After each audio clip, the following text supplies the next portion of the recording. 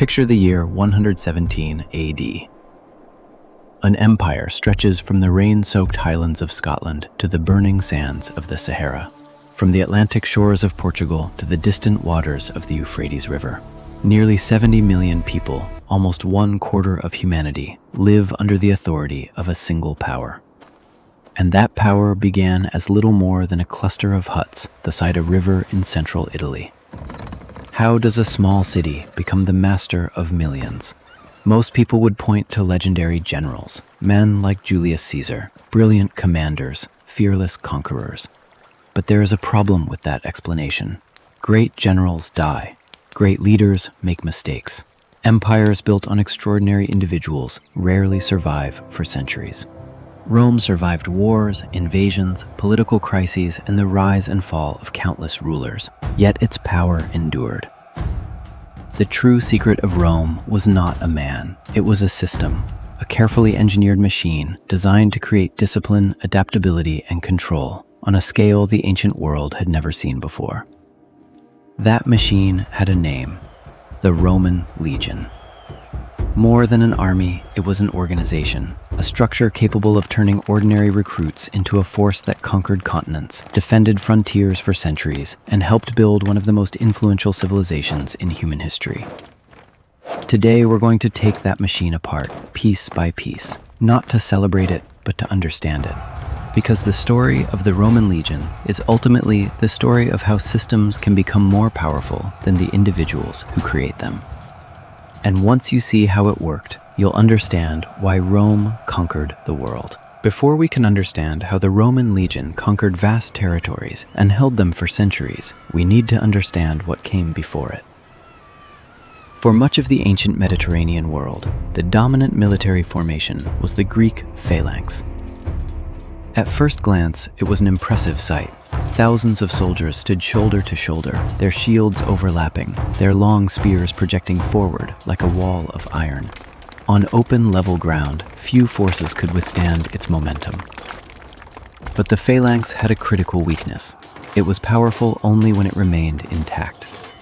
If the terrain became uneven, if the formation broke apart, or if an enemy attacked from the sides, the entire structure could collapse.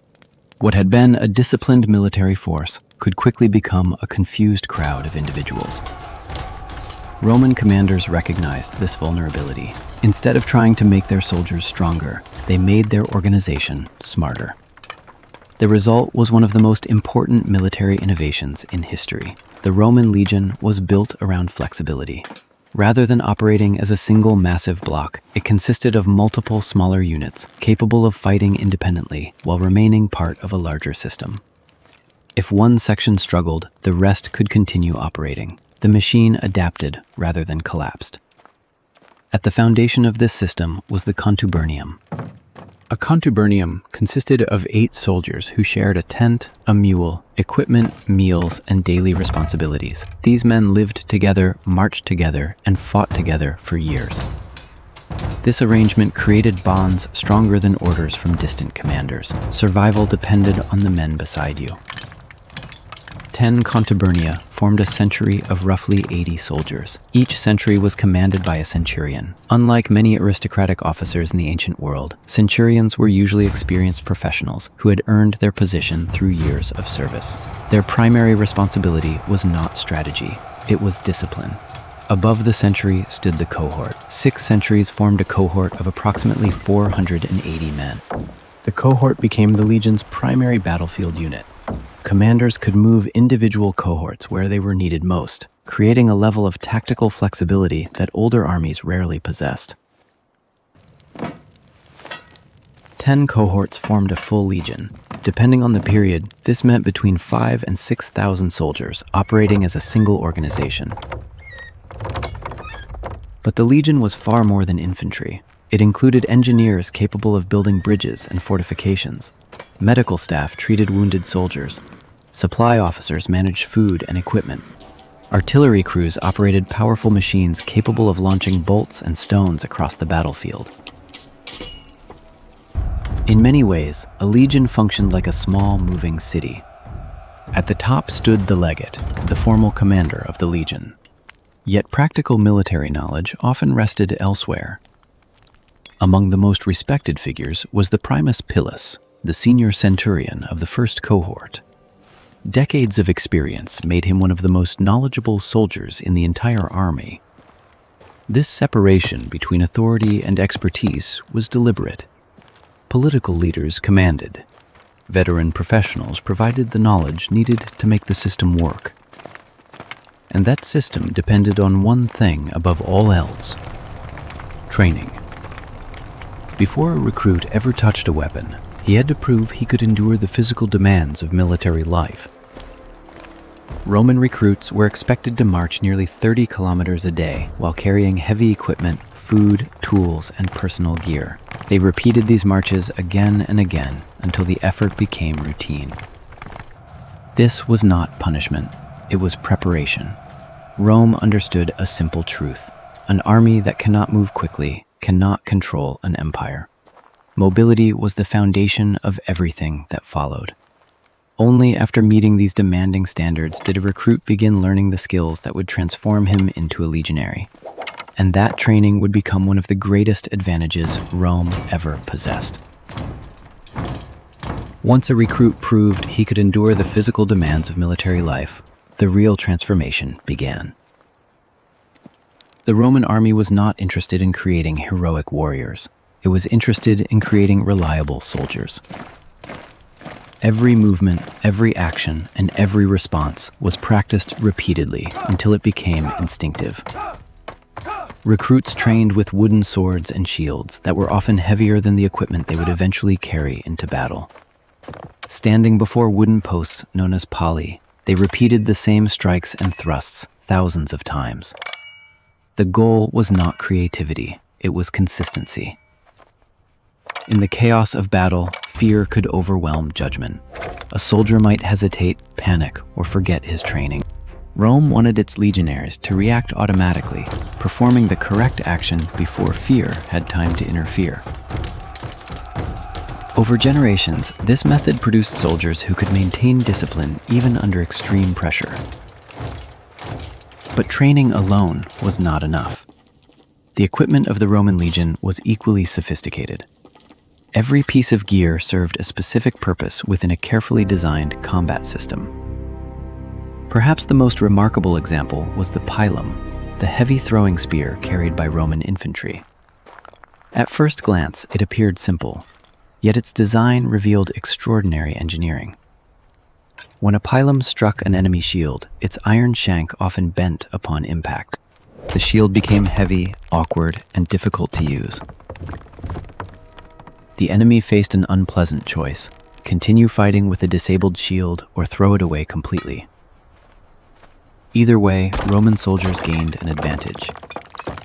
And because the weapon bent after impact, it was difficult for opponents to throw it back. The pilum was not simply a spear, it was a tool designed to disrupt an enemy formation before close combat even began. Behind the pilum stood the scutum, the famous curved Roman shield. Its shape allowed incoming blows to glance away rather than strike directly. At the same time, multiple shields could lock together, creating a protective barrier for entire units. This made formations such as the legendary testudo or tortoise formation possible. When arrows or missiles rained down, rows of overlapping shields could protect soldiers from nearly every direction. Then came the gladius. Unlike the long swords favored by many of Rome's enemies, the gladius was short and designed primarily for thrusting. In crowded combat, where soldiers fought shoulder to shoulder, there was little room for wide swings. A short stabbing weapon proved far more effective. Together, these weapons created a sequence that Roman soldiers practiced endlessly. First, throw the pilum to disrupt the enemy line. Second, advance behind the protection of the scutum. Third, engage with the gladius in close combat. Each step supported the next. Nothing was left to chance. Yet the true strength of the Roman military did not come from any individual weapon. It came from standardization. Every legion across the empire used similar equipment, followed similar procedures, and received similar training. A soldier transferred from Syria to Britain could join a new unit and immediately understand how it operated. A centurion assigned to unfamiliar troops did not need to learn a completely new system. The system was already familiar. This philosophy extended beyond weapons and formations. Every night during a campaign, Roman soldiers constructed a fortified camp known as a castra. Remarkably, these camps followed nearly identical layouts. The command center occupied the same position, the gates stood in predictable locations, the cohorts camped according to established plans. A legionary could arrive at a newly built camp after a long day's march and know exactly where everything was located. The familiarity reduced confusion, improved efficiency, and strengthened discipline. To Roman commanders, standardization was not about uniformity for its own sake. It was about reducing uncertainty. The fewer variables a commander had to manage, the more effectively he could focus on the battlefield itself. And for centuries, this combination of training, equipment, and organization gave Rome a powerful advantage over its rivals. But no system is perfect. Soon, the Roman legion would face challenges that tested its limits and forced it to evolve once again. For all its strengths, the Roman legion was not invincible. What made Rome extraordinary was not that it never failed. It was that it learned from failure better than almost any civilization in history. One of the greatest tests came in 216 BC at the Battle of Cannae. On the plains of southern Italy, Rome assembled the largest army it had ever fielded. Nearly 86,000 soldiers marched against Hannibal Barca of Carthage. By sheer numbers alone, victory seemed inevitable. Instead, Rome suffered one of the most devastating defeats ever recorded. Hannibal deliberately allowed the center of his army to bend backward as the Romans pushed forward. Confident they were breaking through, Roman troops advanced deeper and deeper into the trap. Then Hannibal's forces struck from both flanks simultaneously. The Roman army became trapped in an enormous pocket. Soldiers were packed so tightly that many could barely raise their weapons. By the end of the day, tens of thousands of Roman soldiers lay dead. For many civilizations, such a catastrophe would have ended the war. For Rome, it became a lesson. Instead of blaming fate or searching for excuses, Roman leaders analyzed what had happened. They recognized the danger of excessive compression in battle formations. They strengthened training standards and emphasized maintaining unit cohesion under pressure. More importantly, Rome changed its strategy. Rather than seeking another decisive battle against Hannibal, Roman commanders focused on cutting supply lines, recovering territory, and exhausting their enemy over time. The response to failure was not panic, it was adaptation. And that ability would save Rome again.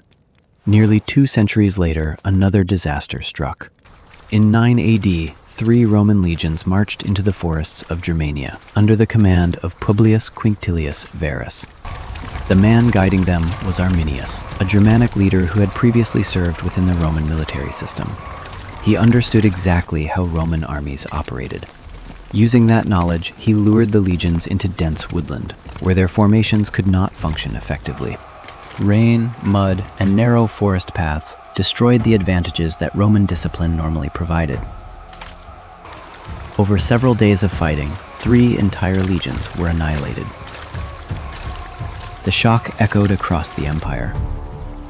According to ancient sources, Emperor Augustus repeatedly cried, "Varus, give me back my legions." Yet once again, Rome responded rationally. Military expeditions were launched into Germania, but Roman leaders eventually reached a critical conclusion. Some territories simply were not worth conquering. The forests east of the Rhine offered limited economic value while presenting enormous military challenges. So Rome stopped. The Rhine became a permanent frontier. This decision reveals something important about Roman strategy. The empire's borders were not always determined by ambition, they were often determined by calculation. Rome expanded where expansion made sense. It consolidated where the costs exceeded the benefits. And Rome learned another valuable lesson as it encountered new enemies across Europe, Africa, and the Near East. No military system could do everything equally well. Roman legionaries excelled in close combat, but they were not expert cavalrymen, archers, or skirmishers. Rather than forcing every soldier into every role, Rome adopted a smarter solution. It incorporated specialists from across the empire. Numidian cavalry from North Africa. Syrian archers. Balearic slingers. These auxiliary units complemented the strengths of the legion while covering its weaknesses. The core system remained intact. New capabilities were added around it. In many ways, the Roman military became a platform capable of absorbing useful ideas from almost anywhere.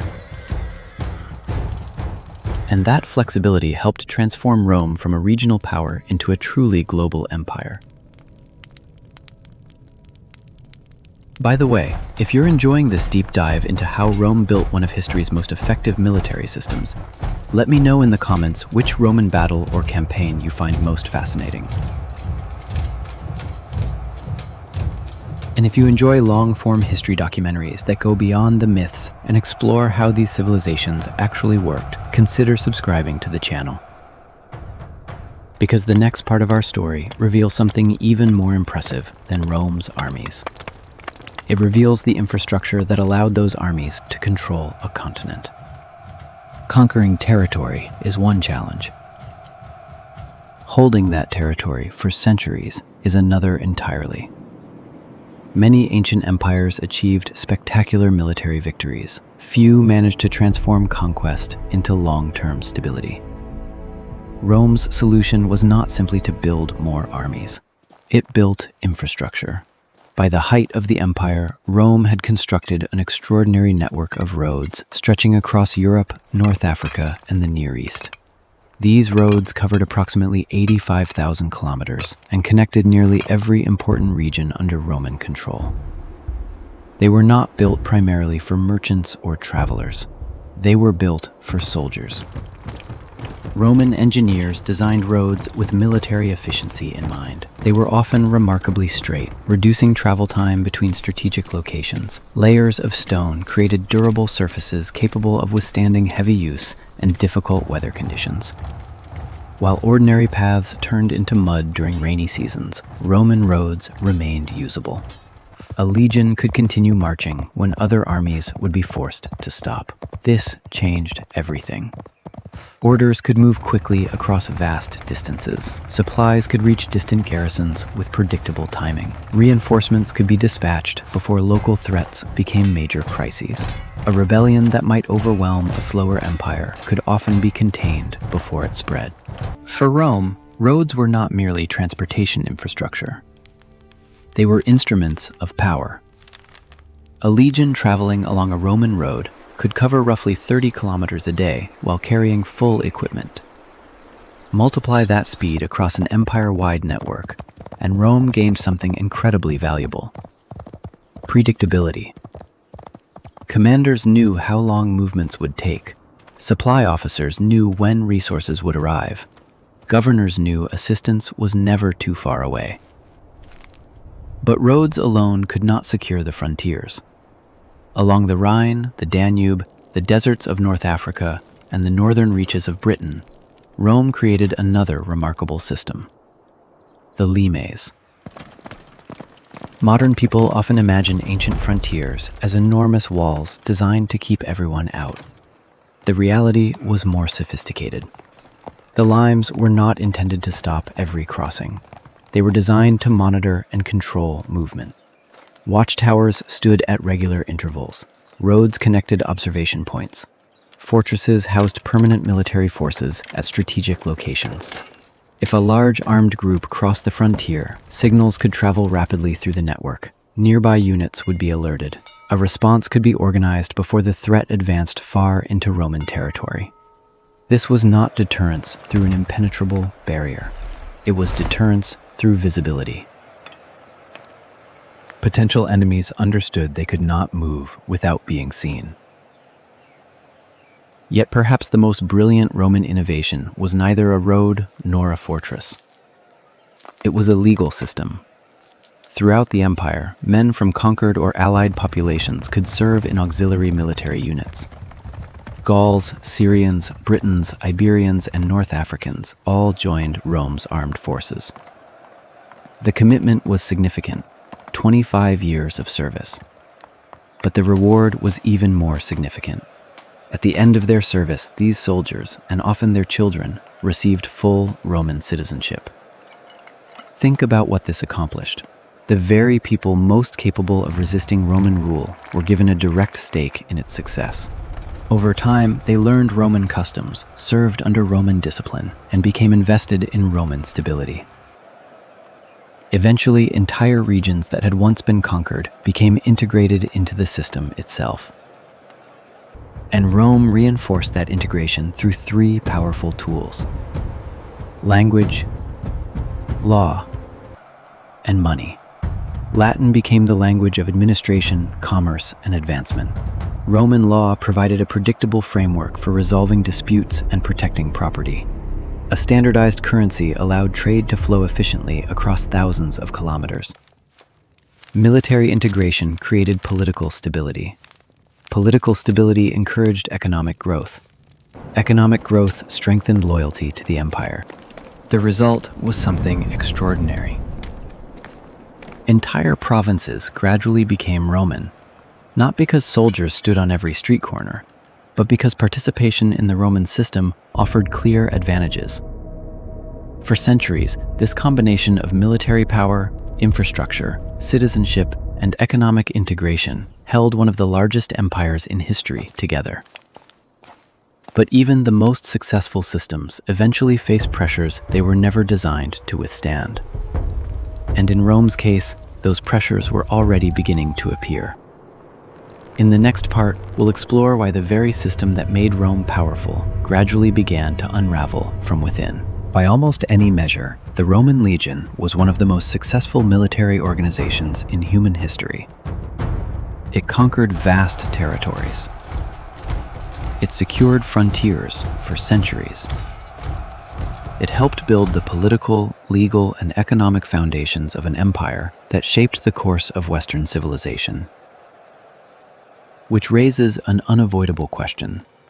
If the system was so effective, why did it eventually stop working? The answer was not a single battle. It was not a single invasion. And it was not the failure of one emperor. The problem was that multiple pressures began attacking the system simultaneously. During the 2nd and 3rd centuries, Rome faced growing threats along the Rhine and Danube frontiers. More enemies required more soldiers. More soldiers required more money, and more money became increasingly difficult to obtain. Maintaining dozens of legions across an empire stretching thousands of kilometers was extraordinarily expensive. To cover these costs, Roman authorities gradually reduced the silver content of their coinage. At first, the effects seemed manageable. But over time, inflation spread throughout the economy. The purchasing power of tax revenue declined.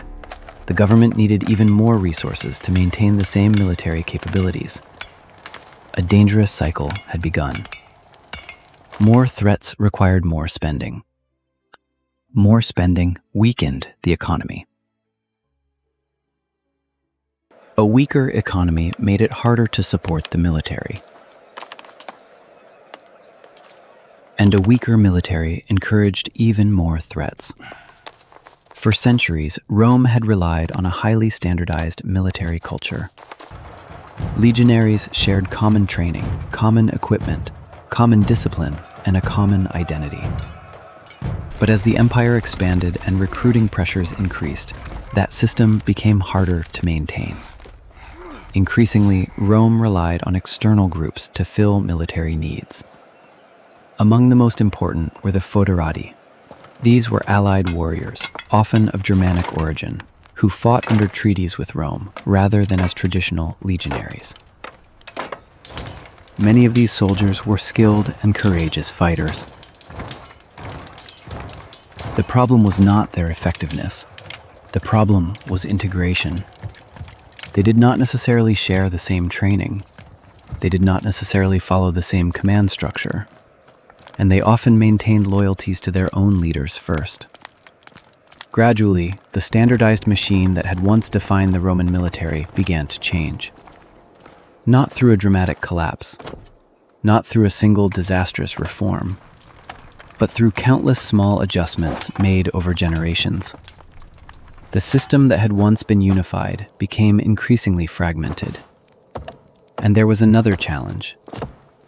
Ironically, it emerged from one of Rome's greatest successes. For centuries, Rome had transformed conquered peoples into stakeholders through citizenship. It was a brilliant strategy. Serve Rome, support Rome, and eventually become Roman. The policy worked remarkably well. So well, in fact, that citizenship became increasingly widespread throughout the empire. Over time, being Roman became less a distinct identity and more an administrative category shared by millions. The center of gravity that had once united the empire slowly weakened. The sense of belonging to a unique civilization became harder to maintain across such an enormous and diverse population. Integration had succeeded. But integration at a massive scale created new challenges that the original system had never been designed to address. The Roman Empire did not suddenly fall apart. It experienced a long process of systemic deterioration. Financial pressures affected military readiness. Military difficulties increased political instability. Political instability weakened economic performance. Each problem reinforced the others. The machine that had once functioned with remarkable efficiency gradually lost coherence across all its parts. And that may be the most important lesson of all. Great systems rarely collapse because of a single failure. They collapse when multiple strengths begin eroding at the same time. If you've made it this far, I'd love to know your opinion. Do you think Rome's decline was inevitable once the empire became so vast? Or could the Roman system have survived much longer under different circumstances? Let me know in the comments below. And if you're enjoying these deep explorations of ancient history, don't forget to subscribe. It helps the channel tremendously and ensures you won't miss future documentaries on the civilizations that shaped our world. Because the story of Rome is ending, but the lessons it left behind are still very much alive today. The Roman legion was more than an army. It was a system designed to transform individuals into part of something larger than themselves. Through organization, discipline, infrastructure, adaptation, and integration, Rome built one of the most durable political structures in history.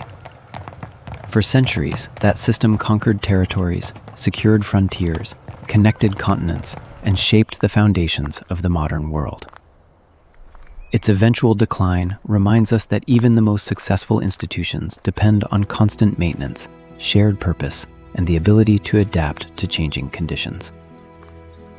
The roads Rome built still cross Europe today, but perhaps its most enduring legacy is the lesson that powerful systems are not created overnight, and they do not disappear overnight either. Thank you for watching. If you enjoyed this documentary, please like, subscribe, and share it with fellow history enthusiasts. And until next time, keep exploring the stories that shaped our world.